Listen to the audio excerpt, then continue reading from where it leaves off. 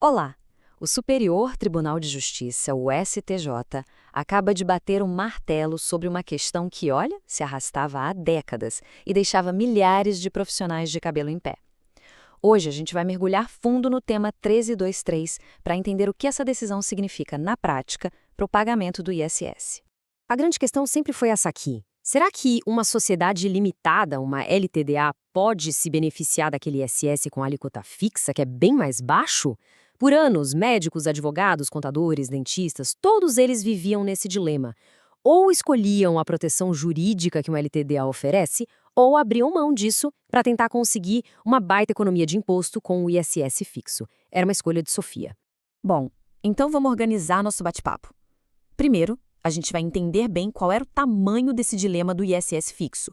Depois, a gente entra na controvérsia jurídica, para ver por que isso virou uma bagunça. Aí, claro, vem a palavra final do STJ com o tema 1323. Em seguida, vamos detalhar os 3 requisitos essenciais que a decisão estabeleceu e, por fim, analisar os impactos práticos de tudo isso. Vamos lá? Ok, vamos começar pelo centro do problema. De um lado, você tem a segurança jurídica de uma sociedade limitada, que protege o patrimônio pessoal dos sócios. Do outro, uma economia de imposto que pode ser gigantesca. Por muito tempo, conciliar essas duas coisas parecia impossível, e é por isso que essa escolha era tão angustiante para tanta gente. E por que o dilema era tão grande? Porque a diferença de dinheiro é brutal. O regime de alíquota fixa, que é um benefício que vem lá de 1968, do Decreto-Lei 406, calcula o imposto com base num valor fixo por sócio. Já o outro jeito é um percentual de 2 a 5% sobre todo o faturamento. Então, quanto mais a empresa fatura, mais imposto paga. A economia no regime fixo é, sem dúvida, muito mais vantajosa. Pois é, mas se a lei existia desde 68, por que tanta confusão? Porque por décadas não existia um critério único.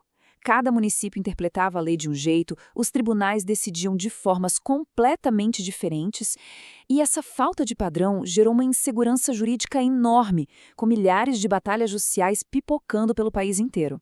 E, no centro de toda essa discussão, está esse conceito aqui, a sociedade uniprofissional, que nada mais é do que uma empresa formada por profissionais da mesma área, só médicos, só advogados, por exemplo, onde o serviço é prestado de forma pessoal, direta, pelos próprios sócios.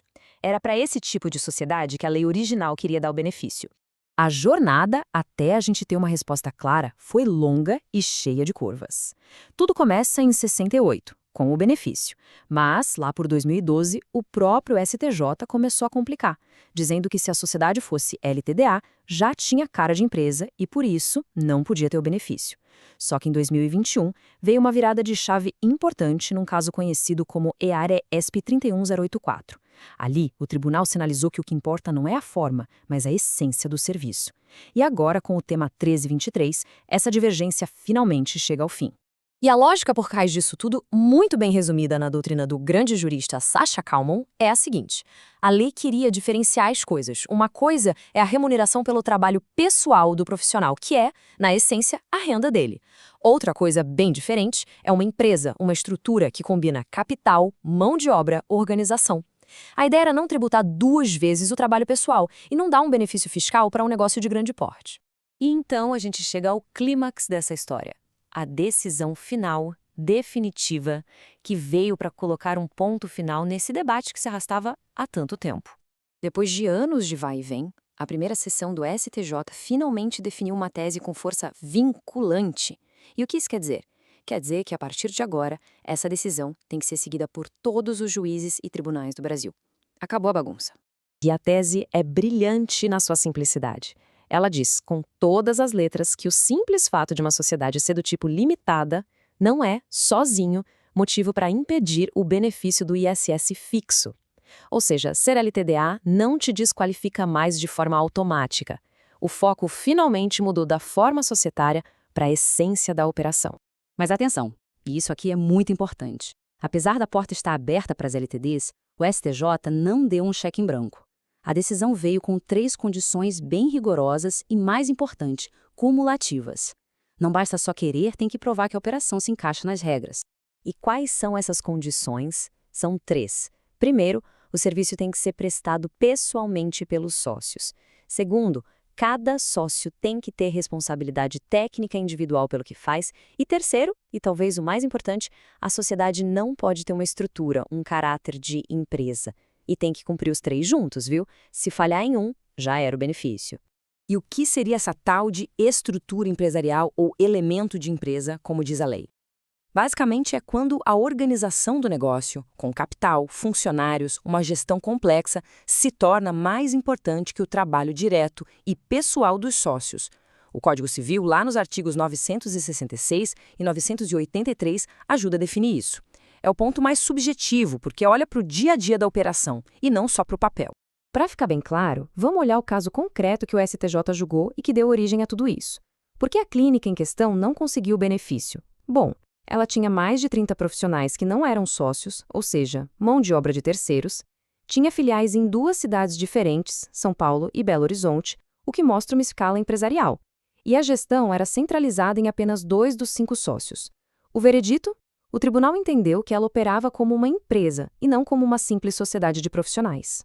Certo. Agora que a regra do jogo está clara, vamos ver o que essa decisão histórica muda no mundo real, tanto para os profissionais quanto para os municípios que cobram o imposto.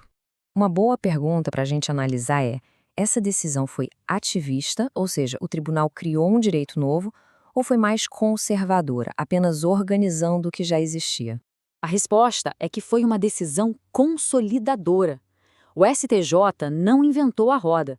O que ele fez foi pegar uma tendência que já estava se formando dentro do próprio tribunal e transformá-la em uma regra clara, acabando com a confusão. O papel dele foi de pacificador, trazendo a segurança jurídica que todo mundo esperava. E vale lembrar que essa decisão não surgiu do nada, ela está totalmente alinhada com o que o Supremo Tribunal Federal, o STF, já pensava. A súmula 663 do STF já dizia que o regime de ISS fixo é constitucional. E o tema 918, também do STF, já tinha proibido os municípios de criarem barreiras ilegais para dificultar o acesso ao benefício. Ou seja, tudo se encaixa.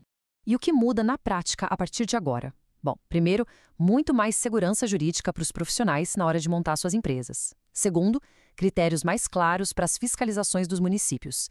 Terceiro, milhares de processos que estavam parados agora vão ser resolvidos com base nessa decisão.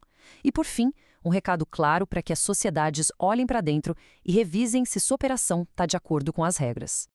Então, para resumir, aqui vai um checklist rápido para qualquer sociedade que queira o ISS fixo. Primeiro, seu serviço está na lista da Lei de 68? Segundo, os sócios que botam a mão na massa? Terceiro, a responsabilidade é individual de cada um? Quarto, a estrutura é enxuta, sem um monte de funcionários?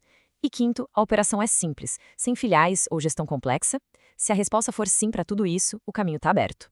A decisão do STJ, no fim das contas, nos deu um mapa. E com esse mapa em mãos, fica a pergunta final para todo profissional que nos assiste. A sua sociedade hoje está estruturada do jeito certo para conseguir, ao mesmo tempo, pagar menos imposto e estar totalmente dentro da lei? Bom, esperamos que essa análise detalhada tenha ajudado a clarear as coisas.